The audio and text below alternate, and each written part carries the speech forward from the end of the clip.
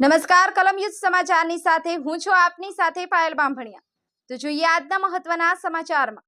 હાંસોટમાં વિશ્વ આદિવાસી દિવસની ભવ્ય ઉજવણી। નગરમાં સાંસ્કૃતિક પગમાં રેલી યોજાઈ। પૂજા અર્ચના કરી પરંપરાગત વસ્ત્રો સાથે તીરકામઠા લઈ નૃત્ય કર્યું।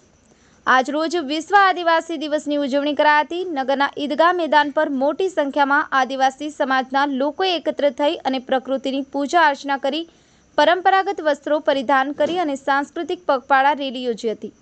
વર્ષ 1994માં પ્રથમ વખત આદિવાસી દિવસની ઉજવણી કરાઈ। આદિવાસીઓના મૂળભૂત અધિકારોના સામાજિક, આર્થિક અને ન્યાયિક રક્ષણ માટે દર વર્ષે તારીખ 9 ઓગસ્ટના રોજ વિશ્વ આદિવાસી દિવસની ઉજવણી કરવામાં આવે છે।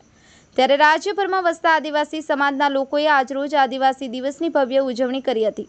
વર્ષ 1994માં અમેરિકામાં પ્રથમ વખત આદિવાસી દિવસની ઉજવણી કરવામાં આવી હતી। ત્યારથી 9 ઓગસ્ટનો દિવસ સમગ્ર વિશ્વમાં આદિવાસી દિવસ તરીકે ઉજવવામાં આવે છે।